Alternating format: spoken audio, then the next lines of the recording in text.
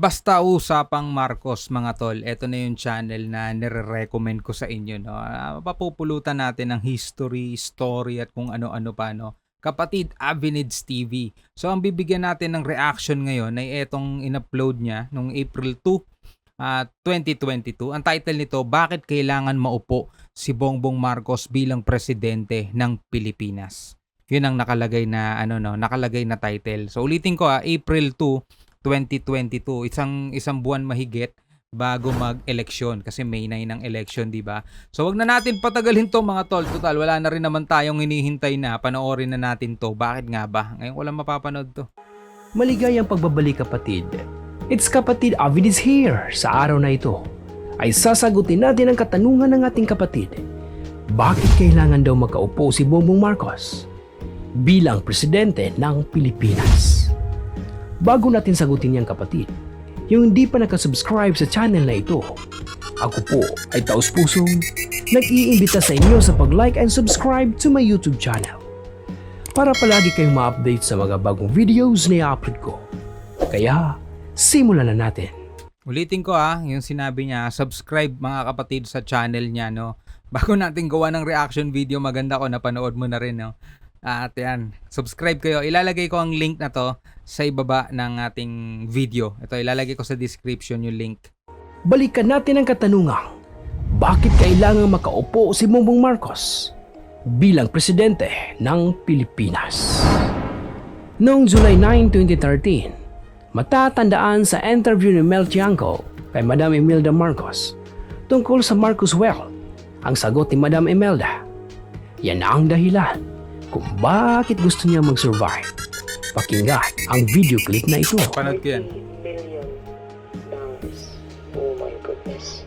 Is it million? Billion? Billion. Billion? 240 billion? Only one shipment. And these are plenty of shipments and side stretches. Those shipments started at all of this. Meralco. 2,900 hectares, that greenfields, Alabang, that's all ours. I was going to build a satellite city for the poor. So, we are not the thieves. These are the people.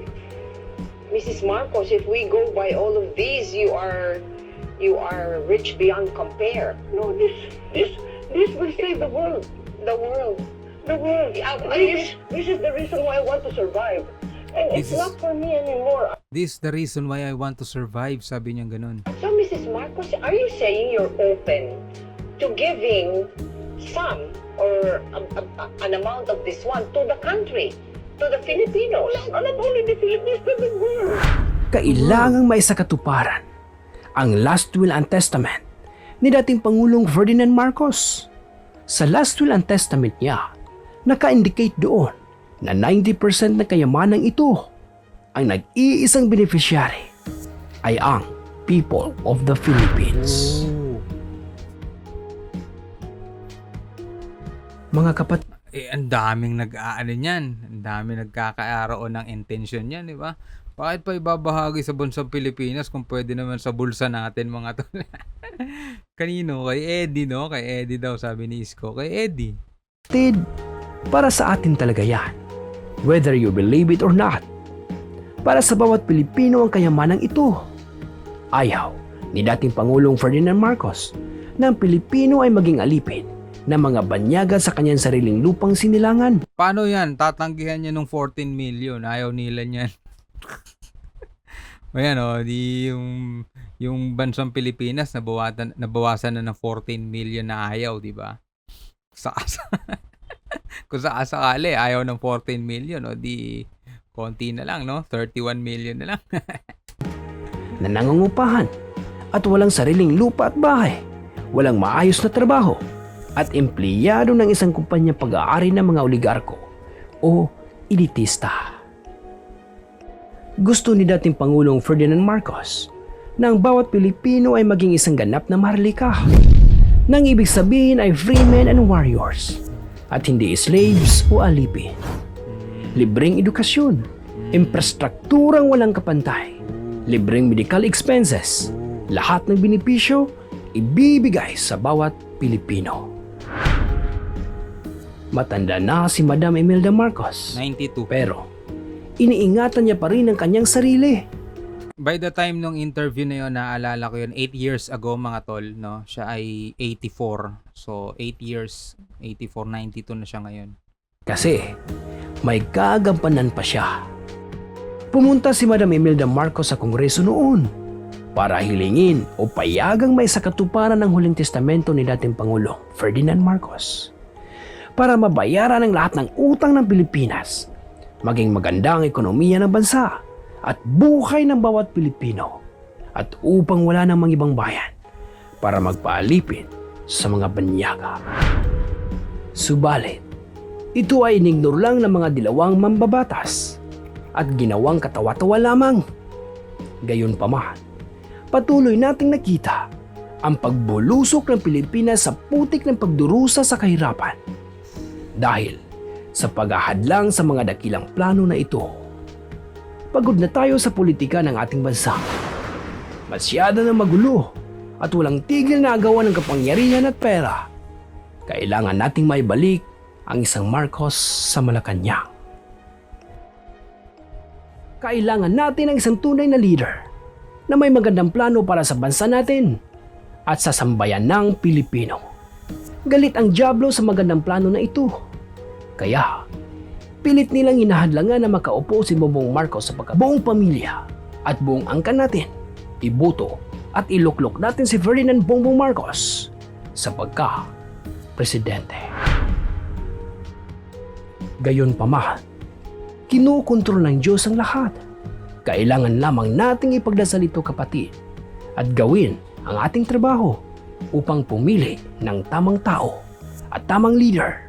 May isa sa katuparan ng pangakong ito para sa lahat ng sambayan ng Pilipino. Si Bongbong Marcos ang nag-iisang kapangalan at anak na lalaki ng pinakamayamang tao sa mundo para maingatan at maisecure ang wealth for humanity na pilit na pinag-iinteresa ng mga elitista, globalista, Illuminati, Liberal Party at mga oligarko.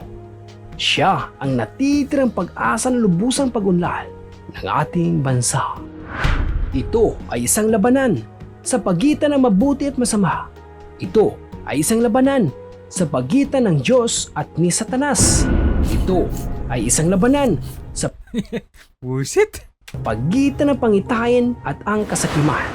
Mismong ex-lawyer ng World Bank ay nagpapatunay na ang Global Debt Facility ng World Bank at IMF ay sinet up ni dating Pangulong Ferdinand Marcos na ito ay nakapangalan bilang property ng Pilipinas.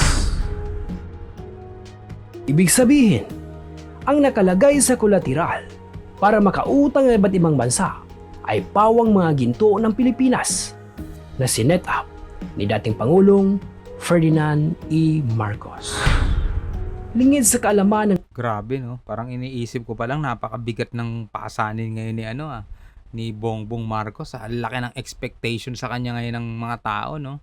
Pero ang lagi ko sinasabi, huwag tayo masyadong mag-expect, no?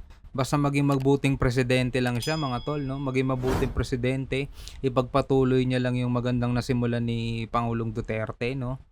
Okay na, huwag na tayo mag-expect na sobrang laki, no? Sobrang bigat, baka ma-disappoint lang din tayo lahat, kaya huwag nang ganun. karamihan. Tapos na ang 50 years contract. Nagbabayad na ng interes ng mga inutang ang iba't ibang bansa. Interes pa lang na ginto. Hindi na yan mauubos. Yan din ang dahilan bakit naglipa na ang iba't ibang mga foundations na nagpapakilalang related sila kay dating Pangulong Ferdinand Marcos. Kasi ang totoo, nakapila din yan sila na mabigyan ng grants mula sa G7 countries na nag-aasikaso ng mga biyayang ito. Para sa hindi nakakaalam kung ano ang G7 countries, ang G7 countries ay isang international na pang-ekonomiyang organisasyon na binubuo ng 7 pangunahing bansa: Canada, France, Germany, Italy, Japan, United Kingdom, at Estados Unidos na siyang pinakamalaking mga ekonomiya ng IMF advance sa mundo. Alam mo ba kapatid, mismong ang Queen of England ay witness ng dating Pangulong Ferdinand Marcos about sa wealth for humanity. Hindi magnanakaw ang dating Pangulong Ferdinand Marcos. Palabas lang yan ng mga taong gusto mapasa kamay nila ang mga kayamanang ito. Sarap niya, no? Kung meron ka isang malaking kwarto sa bahay niya, tas ganyan ang laman sa loob, no? Ay, grabe. Tandaan ninyo ito kapatid, pag nag-shutdown ang Federal Reserve, wala nang saysay ang dolyar. Kaya, babalik tayo sa gold economy at ang Pilipinas bilang legal na may-ari ng lahat ng mga million metric tons of gold na ito na sinecured ni dating Pangulong Ferdinand Marcos, ang pinakamayaman sa buong mundo. Malapit na ito kapatid. Isa ito sa dahilan kung bakit umalis ang Great Britain sa European Union dahil aware na sila sa napipintong pagbagsak ng dolyar at pagbabalik sa ginto bilang basihan ng pag-iimprenta ng mga pera. Katanungan, sasayangin mo pa ba ang pagkakataong ito kapatid? Hahayaan mo lang ba na mabaliwala ang lahat ng ito at mapunta lamang sa ilang ganid ng mga kamay na walang desire na tumulong sa ating bansang Pilipinas, kundi para lang gamitin sa personal na interes? Magdadalawang isip ka pa ba? Nasubukan na natin for 30 years ang pagkakatiwala sa bansa sa maling mga kamay. Huwag kang papayag na masulit uli ito ng mga ganit at makasariling tao. Nandyan ang mga tunay na leader na may tunay na malasakit. Nandyan si Bongbong Marcos at ang buong pamilyang Marcos. Let every Filipino know this truth. Kaya, i-share mo ito kapatid para malaman ng sambayanang Pilipino. So, panalo na. Diba? Ang laki ng expectations ngayon ng mga tao dyan.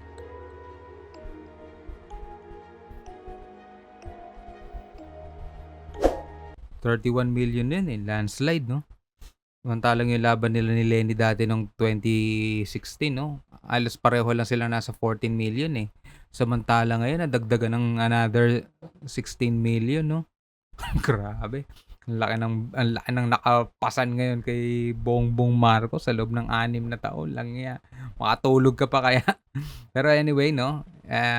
Let's hope and pray, mga kapatid, na ito na nga talaga para umunlad ang ating bansa, mga tol. At maganda makipagkaisa lang talaga eh. Maganda talaga huwag na yung puro rally ng rally, puro oppose ng oppose, no? Kasi ikabubuti naman talaga ng bansang Pilipinas, no?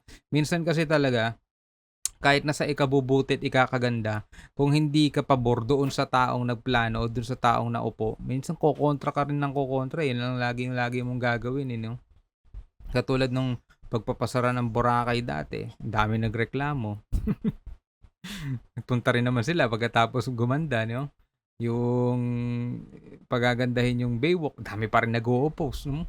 Samantalang dati punong-puno ng basura, tahimik lang naman sila dati.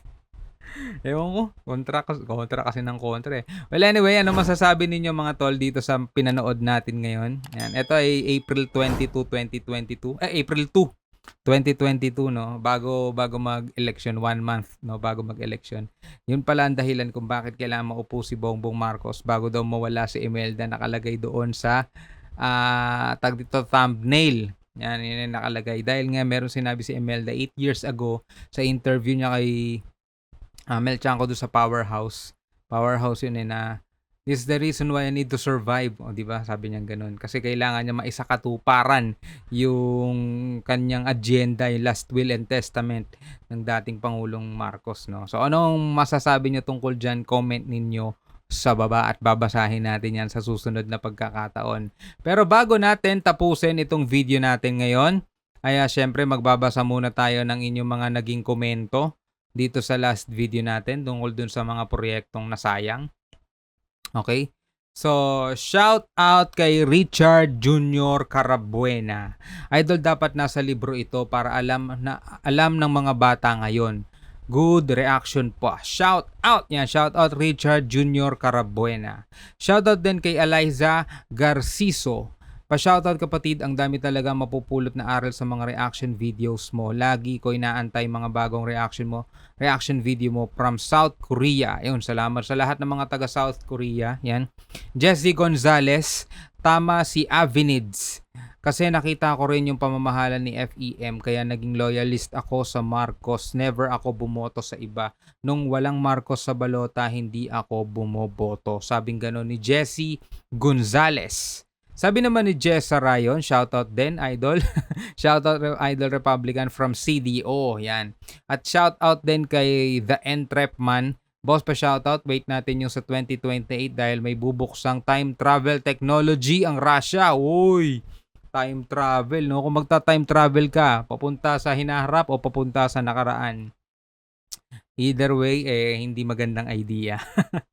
Rodel Mamuad, Idol, malupit talaga si Avinids. Hahaha, kaya nagustuhan ko lahat ng video niya patungkol sa history ni FEM. Yes, I agree. I am Jackie Kai. Musta, Idol? Sana maging maganda na ang buhay natin lahat. Good day, Idol. Let's hope and pray. TMT, shoutout din. Ngayong isang Marcos na ulit ang presidente, gaano ang posibilidad na matuloy or magkaroon ng mga ganitong projects? Sarili nating missile, tapos buhayin ulit ang National Steel Nuclear Plant. Sabi niya ganun. At shoutout din kay Hydinik Reyes. Nakakayak story ni FM. Nakakabusit naman story ni Cory. Shoutout din kay Floro Villaluz. Maganda sana yon proyekto ni late President Ferdinand Marcos Sr. Hindi na sana malakas ang bagyo upang sumalanta pa ng mga ari-arian bayan sa bayan natin. And shoutout din kay Maria Elena de los Reyes. Yes, natatandaan ko yan, elementary days ako nung narinig kong may sumabog. Narinig ko na lang sa radyo, ibinalita may pinasabog na bagyo. Wow. Pero may mga bagyo pinapasabog, no? Moma Star, thanks for broad link. Okay lang yung magmahalang tax basta meron matibay na work at iangate rin ang iangat rin ang salary. Okay.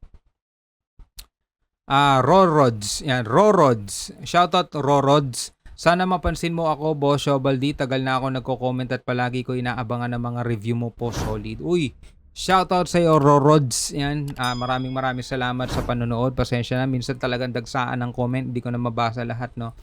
Shoutout din kay RSTV. I salute PBBM. Buti na lang dito si PBBM Jr. At last, Florepin Siton, sa panahon ni FM, di ko naranasan ng sobra lakas ng bagyo. Sabing ganon ni Florifin Siton. Yan. Maraming salamat sa inyong lahat, mga utol, sa inyong patuloy na pagsuporta at sana ay nag-e-enjoy kayo palagi sa ginagawa nating reaction video. At huwag ninyong kakalimutan, kung bago pa lamang kayo rito sa akin channel, huwag ninyong kakalimutan na mag-subscribe. Click nyo na rin ang notification bell para ma-update kayo whenever nagagawa tayo ng ganitong video. So hanggang sa muli, ako nga pala si Shobaldi. Peace out.